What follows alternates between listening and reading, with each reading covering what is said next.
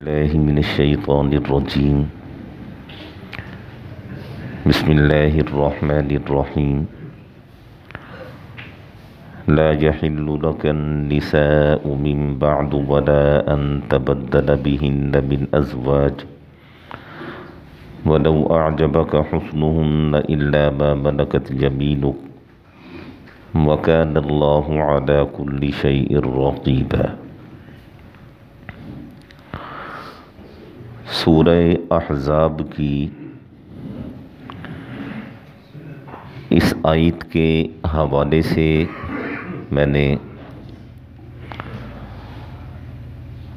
ازواج مطہرات کا تعارف آپ حضرات کی خدمت میں عرض کیا تھا. دوبارہ دہرا دیتا ہوں کہ آپ صلی اللہ علیہ وسلم نے پہلا نکاح ام المؤمنین حضرت خدیجۃ الکبریٰ رضی اللہ عنہا سے فرمایا اور دوسرا نکاح ام المؤمنین حضرت سودہ بنت زمعہ رضی اللہ عنہا سے فرمایا اور تیسرا نکاح ام المؤمنین حضرت عائشہ رضی اللہ عنہا سے فرمایا. چوتھا نکاح ام المؤمنین حضرت حفصہ رضی اللہ عنہا سے فرمایا. پانچواں نکاح ام المؤمنین حضرت زینب بنت خزیمہ رضی اللہ عنہا سے فرمایا. چھٹا نکاح ام المؤمنین حضرت ام سلمہ رضی اللہ عنہا سے فرمایا اور ساتواں نکاح ام المؤمنین حضرت زینب بنت جحش رضی اللہ عنہا سے فرمایا اور آٹھواں نکاح ام المؤمنین حضرت جویریہ رضی اللہ عنہا سے اور نواں نکاح ام المؤمنین حضرت ام حبیبہ رضی اللہ عنہا سے آپ نے فرمایا. دسواں نکاح آپ صلی اللہ علیہ وسلم نے ام المؤمنین حضرت صفیہ رضی اللہ عنہا سے فرمایا اور 11واں نکاح ام المؤمنین حضرت میمونہ بنت حارث رضی اللہ عنہا سے فرمایا. حضرت صفیہ رضی اللہ عنہا کا تعلق یہودیوں کے قبیلے سے تھا. آپ نے سنا ہوگا کہ مدینہ منورہ میں یہودیوں کے دو بڑے قبیلے تھے. ایک بنو قریظہ اور ایک بنو نذیر، جن کا ذکر سورہ احزاب میں بڑی تفصیل کے ساتھ آیا ہے. یہ جو قبیلہ بنی نذیر تھا، اس کے سردار کا نام تھا حیی بن اخطب. یہ حضرت صفیہ رضی اللہ عنہا حیی کی بیٹی تھی اور یہ حیی جو یہودی تھا یہ حضرت ہارون علیہ السلام کی نسل سے تھا. حضرت صفیہ رضی اللہ عنہا آپ صلی اللہ علیہ وسلم کے نکاح میں آنے سے پہلے آپ 2 دفعہ بیوہ ہوئی ہیں اور پھر تیسرا نکاح آپ صلی اللہ علیہ وسلم سے ہوا. آپ صلی اللہ علیہ وسلم سے نکاح اس طرح ہوا کہ اس قبیلے کے لوگ قید ہو کر آئے. ان میں یہ بھی تھیں. آپ صلی اللہ علیہ وسلم نے انہیں آزاد فرمایا. انہوں نے اسلام قبول کیا. اسلام قبول کرنے کے بعد آپ صلی اللہ علیہ وسلم نے انہیں اپنے نکاح میں اور اپنی زوجیت میں لے لیا. حضرت صلی اللہ علیہ وسلم کے پاس جب یہ آئیں تو آپ صلی اللہ علیہ وسلم نے دیکھا کہ ان کی آنکھ کے قریب ایک سبز نشان ہے. جس طرح ہم کسی کو مارتے ہیں یا چوٹ لگ جاتی ہے تو سبز نشان پڑ جاتا ہے. تو آپ صلی اللہ علیہ وسلم نے ان سے پوچھا کہ یہ کیا ہے؟ تو حضرت صفیہ رضی اللہ عنہا نے عرض کیا اللہ کے رسول، میں اپنے خاوند کی گود میں سر رکھ کر سو رہی تھی کہ میں نے ایک خواب دیکھا۔ خواب یہ تھا کہ آسمان سے چاند گرتا ہے اور میری گود میں آ جاتا ہے۔ تو میں نے جب بیدار ہوئی تو میں نے اپنے خاوند سے کہا کہ میں نے یہ خواب دیکھا ہے۔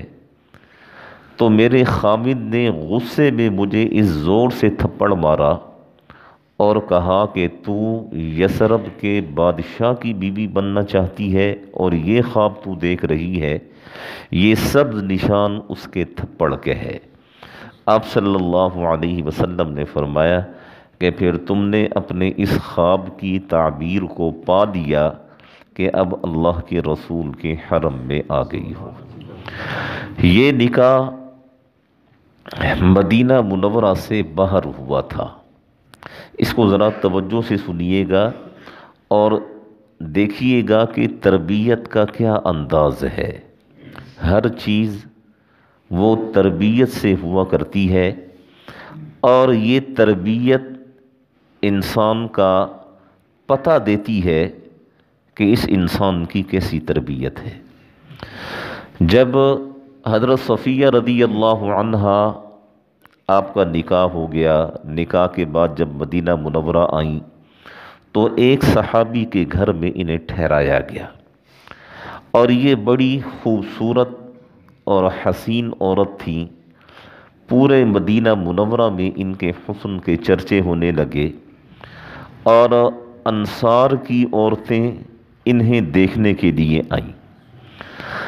حضرت عائشہ رضی اللہ عنہا کو بھی پتہ چلا کہ آپ صلی اللہ علیہ وسلم نے ایک اور نکاح فرما دیا ہے، اور جن سے نکاح ہوا ہے وہ مدینہ تشریف لائی ہیں۔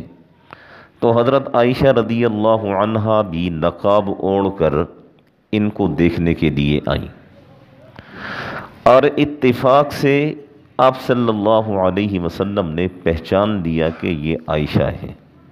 جب یہ دیکھ کر چلی گئیں تو آپ صلی اللہ علیہ وسلم جب حضرت عائشہ رضی اللہ عنہا کے پاس گئے تو آپ نے پوچھا کہ میری بیوی کو کیسا پایا تم نے؟ تو حضرت عائشہ رضی اللہ عنہا نے کہا کہ بس میں نے تو ایک یہودیہ عورت کو دیکھا ہے۔ آپ نے فرمایا کہ ایسا نہ کہو، وہ اسلام لا چکی ہے، اور اس کا اسلام بڑا مضبوط اسلام ہے۔ اب حضرت عائشہ رضی اللہ عنہا نے بڑی سخت بات کی ہے، لیکن آپ صلی اللہ علیہ وسلم نے صرف اتنا فرمایا کہ ایسا نہ کہو۔ ایک اور موقع پر حضرت عائشہ رضی اللہ عنہا نے، یہ حضرت صفیہ رضی اللہ عنہا کا قد چھوٹا تھا، حضرت عائشہ رضی اللہ عنہا نے آپ صلی اللہ علیہ وسلم کے سامنے آپ سے کہا کہ صفیہ تو ایسی ایسی ایسی ہیں، یعنی ان کا قد چھوٹا ہے۔ تو آپ صلی اللہ علیہ وسلم نے فرمایا عائشہ تم نے اتنی کڑوی بات کی ہے، اگر اسے سمندر میں ڈال دیا جائے تو پورا سمندر کڑوا ہو جائے۔ اپنی اس بات سے توبہ کرو اور آئندہ اس کے لیے کوئی ایسی بات اپنی زبان سے نہ نکالنا۔ ایک اور موقع پر آپ صلی اللہ علیہ وسلم جب بالکل مرض الوفات میں تھے اور آپ کا بالکل آخری ایام چل رہے تھے، تو ازواج مطہرات آپ صلی اللہ علیہ وسلم کے پاس آیا کرتی تھیں اور آ کر بیٹھا کرتی تھیں۔ تو ایک دفعہ ازواج مطہرات جمع ہوئیں تو آپ صلی اللہ علیہ وسلم کی تکلیف ذرا زیادہ تھی، تو حضرت صفیہ رضی اللہ عنہا نے عرض کیا اللہ کے رسول، کاش یہ جو تکلیف آپ کو ہے یہ مجھے ہو جاتی اور آپ صحت مند اور سکون کے ساتھ رہتے۔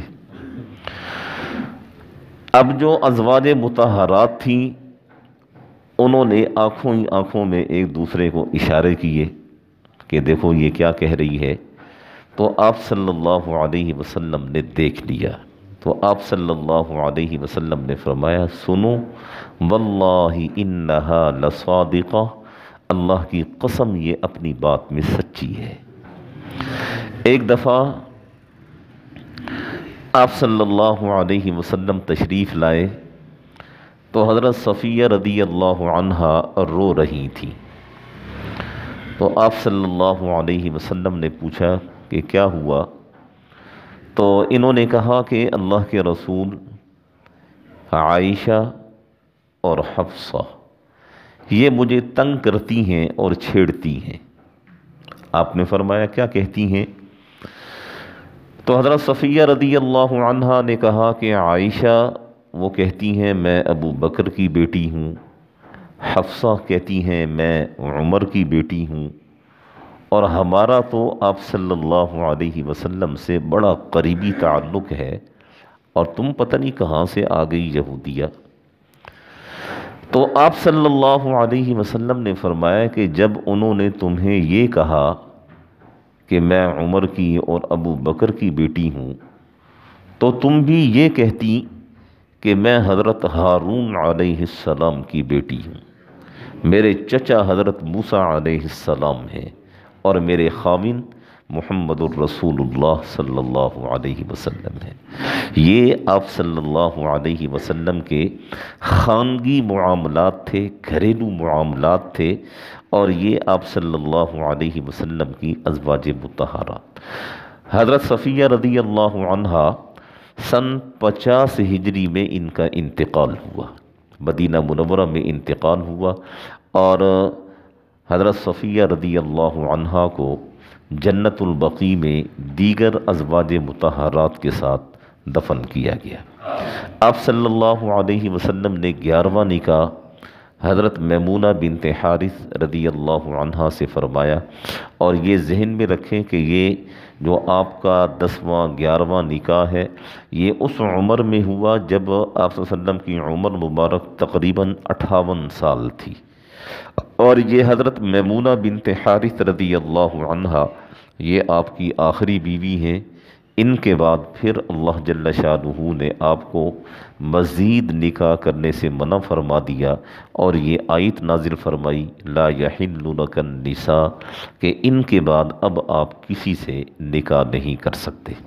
حضرت میمونہ رضی اللہ عنہا کا انتقال سن 51 ہجری میں ہوا، اور مقام صرف ایک جگہ ہے وہاں یہ مدفون ہے، جہاں تک مجھے یاد پڑتا ہے مکہ مکرمہ سے مدینہ منورہ کی طرف بائی روڈ جب انسان جاتا ہے تو تھوڑا سا مکہ سے نکلیں تو آگے ایک جگہ آتی ہے، بر لب سڑک ایک زوجہ محترمہ کا روزہ مبارک ہے، قبر مبارک ہے، میں نے زیارت کی ہے اس کی، غالباً یہ حضرت میمونہ رضی اللہ عنہا کی وہ قبر مبارک ہے، بالکل جاتے ہوئے روڈ کے اوپر، جس طرح ہمارے ہاں یہ فٹ پاتھ بنے ہوئے ہیں، بالکل فٹ پاتھ کے اوپر جو ہے یہ قبر مبارک ہے، اور 4 دیواری سے اسے بند کیا ہوا ہے۔ یہ مکہ مکرمہ سے جب آپ نکلیں گے مدینہ منورہ کی طرف تو راستے میں یہ قبر ہے۔ سن 51 ہجری میں ان کا انتقال ہوا۔ یہ 11 ازواج مطہرات ہیں، اور اس دن میں نے عرض کیا تھا کہ آپ صلی اللہ علیہ وسلم کی زندگی میں 2 ازواج مطہرات کا انتقال ہوا، ایک ام المؤمنین حضرت خدیجۃ الکبریٰ رضی اللہ عنہا کا، ان کا انتقال مکہ میں ہوا، اور مکہ میں ان کی قبر مبارک اب بھی موجود ہے، مرجع خلائق ہے، اور ایک آپ صلی اللہ علیہ وسلم کی زندگی میں ام المساکین ام المؤمنین حضرت زینب بنت خزیمہ رضی اللہ عنہا کا نکاح ہوا، انتقال ہوا، اور ان کا مدینہ منورہ میں انتقال ہوا، اور مدینہ منورہ میں جنت البقیع میں یہ مدفون ہے۔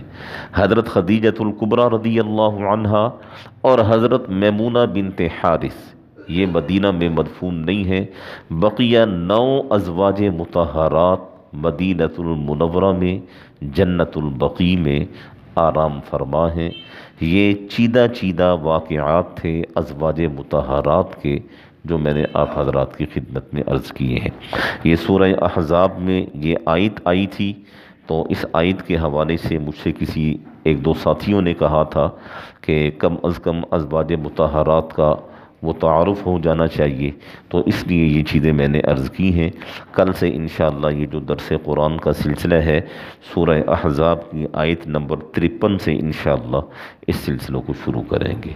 دعا فرمائیں اللہ جل شانہ ہم سب کو صحیح معنی میں سمجھنے کی، صحیح معنی میں عمل کرنے کی توفیق نصیب فرمائیں۔